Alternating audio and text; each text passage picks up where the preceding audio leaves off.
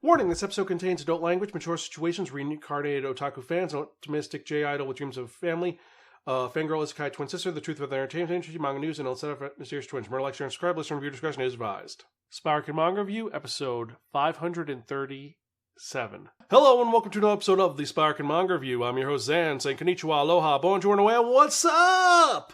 Hope you're excited for another fun-filled, awesome podcast brought to you by www.spiraken.com. We're also on Facebook, Twitter, Instagram, Spotify, YouTube, Stitcher, various other social media sites. Just type in SPIRAKN and guarantee you find us one way or the other. And also, if you're watching on YouTube, remember to like, share, and subscribe, and click on that bell for notification so you can hear when our new episodes are out. And with that in mind, let's actually get to it, because this is my episode before Thanksgiving, so we're going to see how it all goes. I'm a little excited, a little worried, but you know what? I'm going to see how this is all going to go. So we are going to see how this review is. And if you remember from that last episode, I spun that one that only the Wheel of Manga. And it did tend to be that I was supposed to review a manga that I had already reviewed. So if you watched our last hidden episode, I revealed I had to respin because I kind of screwed up with Takana and Hana. And I respun a new manga. This one's a little bit different, a little unique. And, well, let's get to it. So with the second spinning, I'm spinning a unique manga, one that is very different and divisive, that was written by Aka Akasaka and illustrated by Mengo Yokoyari. This is published by Shueisha and brought over here to the United States by Yen Press imprint. It was released in Young Jump Comics, then released later in Weekly Jump Comics. The original run is 2010 to present with 126 chapters. There are 13 compiled volumes. The series is not complete yet, and it is a seinen series that is a drama, mystery, supernatural story that is known simply as, well, let's get to it. We're talking about Oshi no Ko.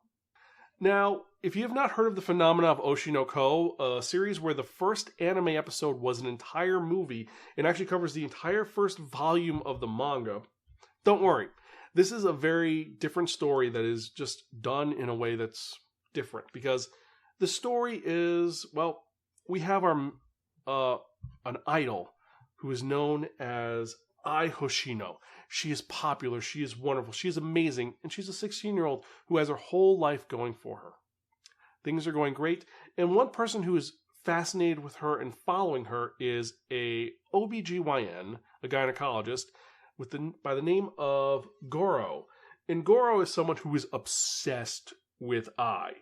And at first you're like, wait a minute, why are you kind of creeping out on this girl who's obviously a teen girl? But it turns out he has a interesting reason for his logic. What happened was that several years back, about 4 years ago, he had a patient at the hospital he was training at who was a huge fan of Ai. And Serena, the young girl, wanted to live a wonderful life, wanted to be a model, and had such a fervor for life and a love of this person that he promised her that he would make sure that things are going to work out for her, that she's going to be great and wonderful.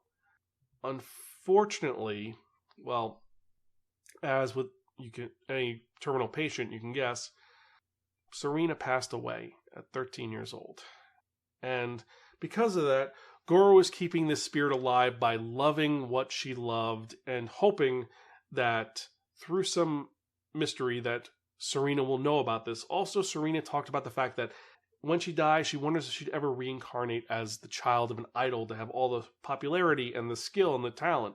Because that's what she wants, because she hasn't been really living well. She's lived in a hospital her entire life, and she was not strong, wasn't coordinated, she'd fall a lot, and this is her thoughts, and this is what she wanted. So this is what Goro wants to do. He wants to make sure that this girl has his support because Serena can't do it. But he just got horrible news, horrific news. Turns out that Ai has taken hiatus, is going away. They don't know why, and everyone's freaking out. And for him, it's like, oh my God, my favorite actress is gone. What am I going to do? I don't have a life to live anymore. He's like, okay, this is terrible, but whatever. We're just going to deal with this. Until it turns out that he gets a new patient. The new patient is Ai Hoshino. And Ai is 3 weeks pregnant. And he is her OBGYN. And this is not good because, like I said, she's a 16-year-old J-idol. And this is a career-killing event because if she keeps the kids and they find out she's a parent, they're not going to want to listen to her anymore. any J-idol who's gotten married or changed their life and isn't this innocent paragon loses the attention of the fans. So what she's decided is she's going to keep the kids and keep them hidden while still being a J-idol, kind of lying to the fans because lying is the best way of telling love to people. That's what she believes. There's reasons for it, which I get into the manga. I'm not going to get into her whole psychological profile. It's actually fascinating. But because of this, he has to debate and wonder what he's going to do. Because he's like, listen, this could destroy your career, but we could see what we can do. And she's like, I want to keep these kids because I've never had a family before. And you know what? This will make me happy. I want to have both. I want to have the idol life and the happy life. And because of this sincere moment, Goro's like, you know what? I'm going to make sure that you can have this. I'm going to make sure your babies are delivered healthy, you're healthy, and you're going to have that life you want. And for the next several weeks and months, he ends up helping her, keeping in shape, learning all the poses, and ensuring that she's going to have a safe pregnancy throughout. And meanwhile, making sure that no one knows that she is there, and he's not going to reveal the secret to anybody. The night that she is going to give birth, he's like, listen, you're due today, but you're not ready. I'm going to go out. You have my phone. Page me when you're ready, and I will be there. I promise you I'm going to be there to deliver your babies. And he goes out, and a random guy says, hey, are you Ai Hoshino's doctor? And he's like, wait, first off, how do you know this? She's under an assumed name, and who are you? The guy immediately starts to run away. Goro goes after him because he knows this is probably a stan, a stalker fan, that's probably going to do something really rash. The only problem is that he doesn't realize that the stalker is going to kill him. And that's what happens. He ends up dying. He gets stabbed and killed. Our protagonist dies. And as he's dying, he's thinking about the fact that he promised Ai he's going to be there to help her and to motivate her and to make sure she gives birth to some good kids. And as he's dying, he remembers the conversation he had with Serena about reincarnation and being reborn. And he's like, I never really thought about it, but it'd be kind of interesting if that had happened. But it doesn't matter. I just want to make sure that Ai is safe. And as he dies, he closes his eyes and wakes up as one of the twins that Ai gives birth to. And so he has been reincarnated as the baby of the idol who's idolized, which is kind of funny. So he's got to deal with this. And he has all of his intelligence still, but he's still a baby. So it's kind of weird that has all the cognitive faculties of an adult, but he's still a baby and a little kid. And it turns out, he finds out that he's got to pretend to be a baby, but he can still relax and enjoy things while doing this. And as he is setting this up, trying to figure out what she's going to do and help out with the situation, he's observing what's going on. So what they said is, okay, you're twins. You can't say you have twins. We're going to say that these are the manager's kids, and if you have to go out with them, you're taking care of them for us. That's what you're going to say. And she immediately, when she comes back, she almost immediately blows. She says, well, me and my my kittens, I adopted some kittens. And like, oh God, she's going to screw this up. But her presence, her stage presence and charisma win over the crowd. And as he's watching this, he sees the awesomeness that is this this J-idol that he is enamored with that's now his mom. And as he's watching, his sister yells at him and says, how come you didn't wake me up to watch the TV? It's my turn too. Because it turns out that his sister is a reincarnation as well and has the same cognitive functions and is a stalker girl. So he is now Aqua, or Aquamarine, and his sister is Ruby. The two Hoshino twins who are both reincarnation, and they're watching over this person. And Ruby is nuts. She's obsessed with watching her mom, being near her mom, hanging out with her mom, because this is her favorite person ever. And then when people insult her on Twitter, this baby is flame warring people, yelling at them, just like, you're a horrible horse, don't ever say that, blah, blah, blah, blah, blah, blah, blah. And this is the story of these two who have been reincarnated to watch over this girl as they grow up. But this is what you think. Because it turns out that as time goes on, well, a lot happens, but due to some revelations happening, Ai gets stabbed and dies. She is murdered. And unfortunately, this is a very traumatic situation because they are children. They're 3 and 4 years old. They've had 3 years of life with this wonderful person. And she gets killed by a stan for unknown reasons.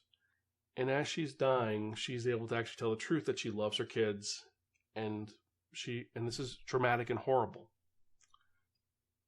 But this sets up the story itself, which is Ruby and Aquamarine trying to deal with the loss of their parent, and Aquamarine trying to get past the fact that he was murdered, and the lady that he promised to protect was murdered.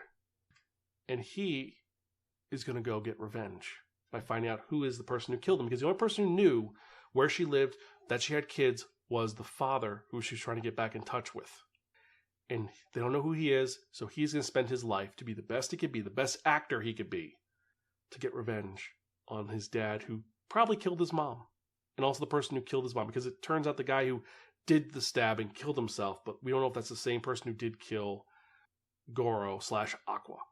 And this is the beginning of this really compelling story. It's about the entertainment industry, about supernatural elements where there's someone following them, all this craziness. There is more going on. There are so many heartfelt moments in this story. I'm not going to say any more because there's so much more that goes on in this, but I showed this to Greta. We read half of it, then we watched the episode. The episode is pretty much is an hour and 30 minutes of the entire first volume in a movie, which sets up everything, and it's so heartbreaking, and it's kind of glorious. And after the last couple of reincarnation fics we've had, the one where it was, I was reincarnated as a girl, not that great. This is something completely different because, yes, he is a adult who's been reincarnated with the same memories, but he has a motivation of trying to solve his murder and someone else's murder. And also there's the whole thing of who is Ruby's reincarnation. There are hints of who she is. At times it goes towards it, then against it. We're not entirely sure. But it's the fact to find out. And honestly, because of the fact that this is about show business lies and a murder most foul, I have to give this our highest rating of really, really cool. Read this now. This is one of those mangas that is worth reading. It has something for everybody. And there's a lot of really fun shots in it. And there's some moments which are going to make you want to cry, honestly. And some parts that are going to make you really laugh, especially because someone finds out that he could speak as a baby. And he's like, it's because I watch YouTube. That's why I can speak perfect Japanese grammar. And you're like, the guy's like, okay. Completely buys it, which is just, yeah, that does not work. That math does not set up there, you know?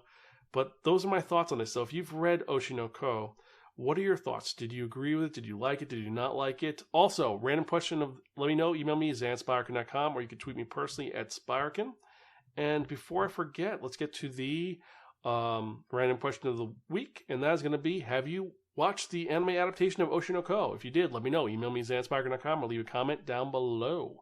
And with that in mind, let's actually get to the manga releases for the week, and this is a big one, a huge one. So let's get to it, shall we? So for this week, actually, ironically, we have Oshi no Ko Volume 4. The fourth volume of this series has been released yesterday. Then we have...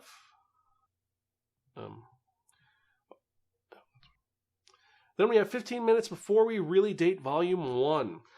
This is a series which looks kind of intriguing. Don't know what it's about, but we'll see.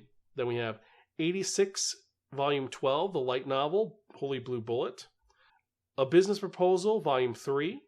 A Condition Called Love, Volume 5. Anti-Romance, Volume 2, the Special Edition. Associate Professor Akira Takutsuki's Conjecture, Volume 2. Banished from the Hero's Party, I Decide to Live a Quiet Life in the Countryside, Volume 6. Beauty and the Feast, Volume 11. Bungo Stray Dogs, Volume 23. Bungo Stray Dogs 1, Volume 6. Call the Name of the Night, Volume 3. Chi on the Movement of the Earth, the Omnibus, Volumes 1 and 2. Chitose in the Ramen Bottle, Volume 5. Chojin X, Volume 4. Dark Gatherings, Volume 4. Delinquent Daddy and Tender Teacher, Volume 2, Basking in Sunlight. A Need, Volume 1, the hardcover and the paperback. Fire Force, Omnibus 7, which is Volumes 19 to 21. Goblin Slayer, Volume 13. Heart Gear, Volume 2. Heaven's Official Blushing Taiguan Chi Fu Volume 8, Special Edition, Regular Edition, and the Barnes & Noble's Exclusive Edition. Higehiro, After Being Rejected, I Shaved and Took in a High School Runaway, Volume 5, the light novel. High School DxD, Volume 12, the light novel. Higurashi, When They Cry Go, the comic anthology series. Honey Lemon Soda, Volume 4. Horror Collector, Volume 1, The Faceless Kid. I Kept Pushing the 100 Billion Year Button and Came Out on Top, Volume 4. Giving the Disgraced Lady Noble I Saved, A Crash Course in Naughtiness, Volume 2. I Am the Evil Lord of an Intergalactic Empire, the manga, Volume 3. Is It Wrong to Try to Pick Up Girls in a Dungeon on the Side, Sword Oratory, Volume 21. Jujutsu Kaisen 21. Kiss the Scars of the Girl, Volume 1. Last Game, Volume 3, which that one I was surprised Volume 3 came out so soon. It's being released really fast. Let This Grieving Soul Retire, Volume 7, the manga. Woe is the Weakling Who Leads the Strongest Party. Lonely Castle in the Mirror, Volume 1. Lord Hades' Ruthless Marriage, Volume 1. Love and Heart, Volume 9. Medika Kuroko is Impervious to My Charms, Volume 3. Mobile Suit Gundam Thunderbolt, Volume 20. This one, definitely worth checking out because I think it's a larger edition than usual. Modern Villainous, It's Not Easy Building a Corporate Empire Before the Crash, Volume 4. The Not So Wicked Stepmom, Volume 2. One More Step, Come Stand By My Side. Then Orb, On the Movements of the Earth, Omnibus Volumes 1 and 2. Origin, Volume 1. Our Last Crusade of the Rise of a New World, Volume 12, light novel. Phantom Thief Red, Volume 1, a brand new heist for a brand new Red. Radiant, Volume 17. Ranga Crimson, Volume 11. Rascal Does Not Dream of His Students, the light novel. And Rascal Does Not Dream of Logical Witch, the manga. Reborn to Master the Blade, From Hero King to Extraordinary Squire, Volume 1, the manga. Shibuki Bisco, Volume 6, the light novel. Then the next one is Saint, No, I'm Just a Passing Beast Tamer, Volume 2, The Immortal Saint and the Quest for Fluff, Volume 1. Then we have Seraph of the End, Volume 28. Shadow House, Volume 5. Cinna Alice, Volume 5. Sugar Apple Fairy Tale, Volume 2. Sunbeams in the Sky, Volume 3. Sword Art Online Alternative Gun Gale Online, Volume 13, the light novel. 5th Squad Jam, the finish. Takopi's Original Sin. The Beginning After the End, Volume 4. The Demon Sword Master of Excalibur Academy, Volume 4. The Dragon Knight's Beloved Manga, Volume 6. The Eminence in Shadow, Volume 8. The Genius Prince's Guide to Raising a Nation Out of Debt, Hey, How About Treason, Volume 11, which this series is a lot of fun. I can't believe how crazy it was when we found out about it, but it is one of those ones where I was like, wow, this series is crazy. Anyway, go on. Next, we have The Great Cleric, Volume 6. The Misfit of Demon King Academy, Volume 2, the light novel. The Reformation of the World is Overseen by a Realistic Demon King, Volume 2. The Saga of Tiny the Evil, Volume 21, the manga. The Suinjin Family Children, Volume 1. The two of them are pretty much like this, Volume 4. The Villainous Turns the Hourglass, Volume 1.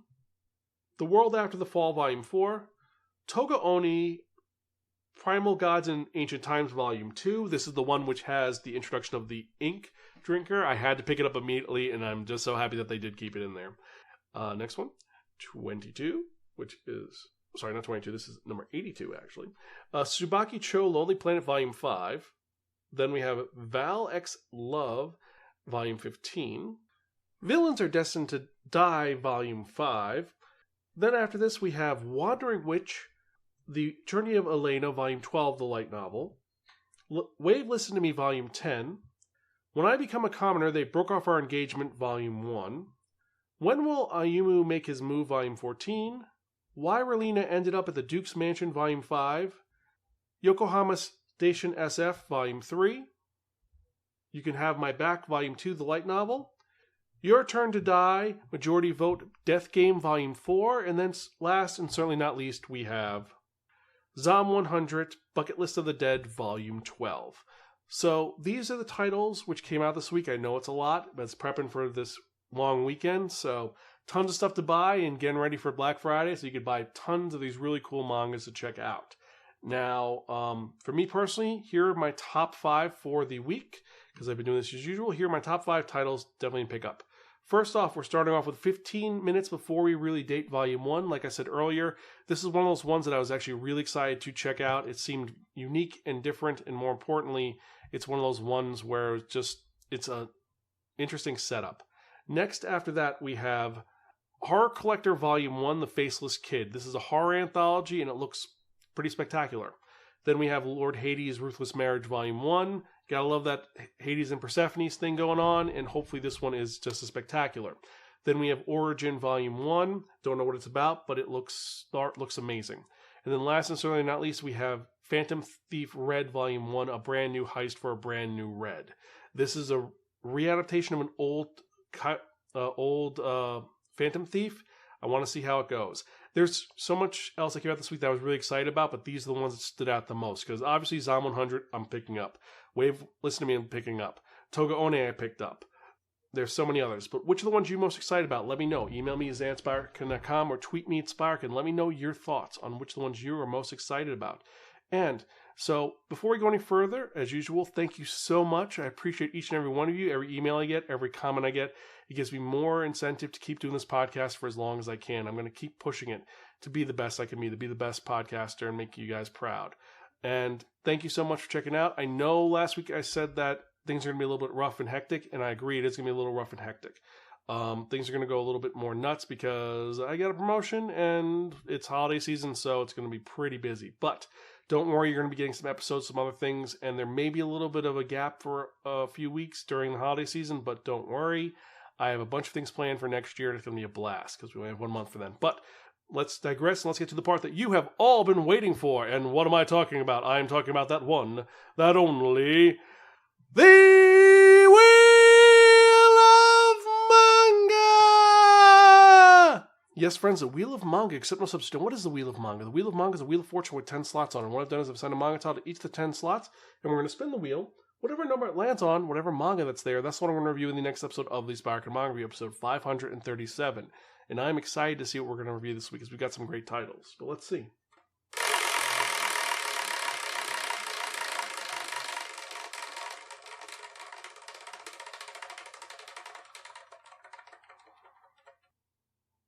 Number 10, 100 Girls Who Really, Really, Really, Really Love You. A harem series which is super harem-y, from what I've heard. So that's kind of cool. So, guess that's it for this episode. As usual, I'm your host, Zan. I am Gonzville. I'll catch you guys next time, and keep reading manga. I'll see you.